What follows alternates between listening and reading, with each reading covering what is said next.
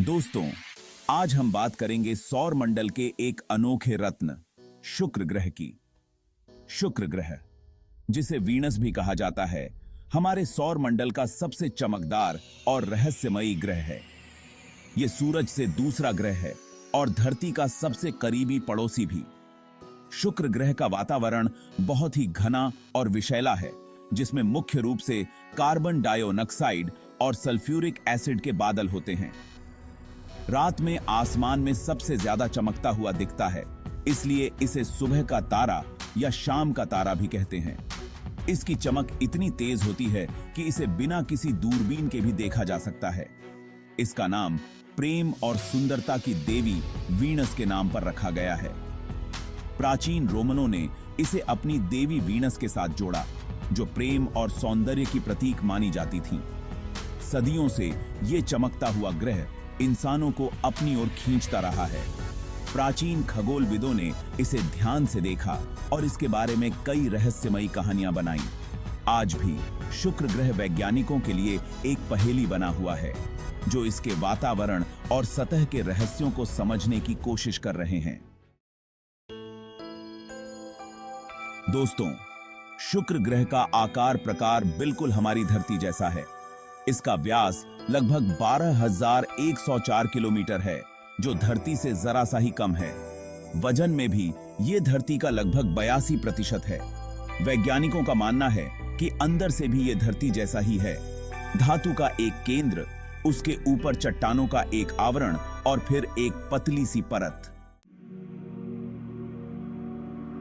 अब बात करते हैं शुक्र की परिक्रमा की। यह सूरज का एक चक्कर लगाने में 225 दिन लेता है, मतलब धरती के मुकाबले बहुत आराम से घूमता है। अपनी जगह पर भी यह बहुत धीरे घूमता है।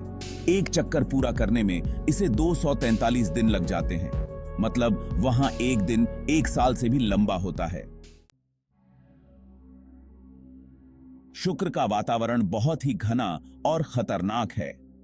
यह ग्रह अपने घने बादलों और विषैले गैसों के लिए जाना जाता है। ज्यादातर इसमें कार्बन डाइऑक्साइड ही है और ऊपर से सल्फ्यूरिक एसिड के बादल छाए रहते हैं।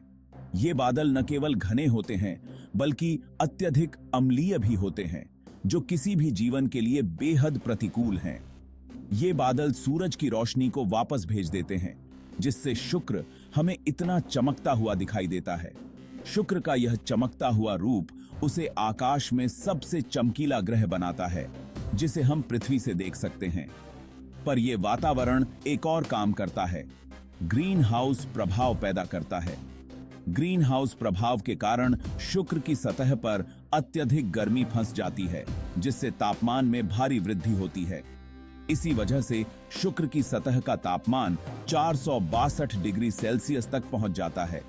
यह तापमान इतना अधिक है कि सीसा भी पिघल सकता है।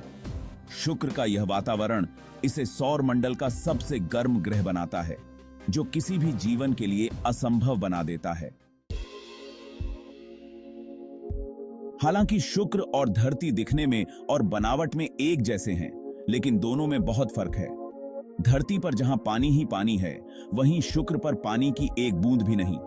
धरती का वातावरण जहां जीवन के लिए अनुकूल है, वहीं शुक्र का वातावरण घना और जहरीला है। और हां, धरती में जहां चुंबकीय शक्ति है, वहीं शुक्र के पास अपनी कोई चुंबकीय शक्ति नहीं है। दोस्तों, शुक्र का अध्ययन करना हमारे लिए बहुत महत्वपूर्ण है। यह ग्रह हमारे सौर मंडल के सबसे रहस्यमयी ग्रहों में से एक है। इसके अध्ययन से हमें ब्रह्मांड के कई अनसुलझे सवालों के जवाब मिल सकते हैं। इससे हमें अपने सौर मंडल के जन्म और ग्रहों के बनने के बारे में बहुत कुछ पता चलता है।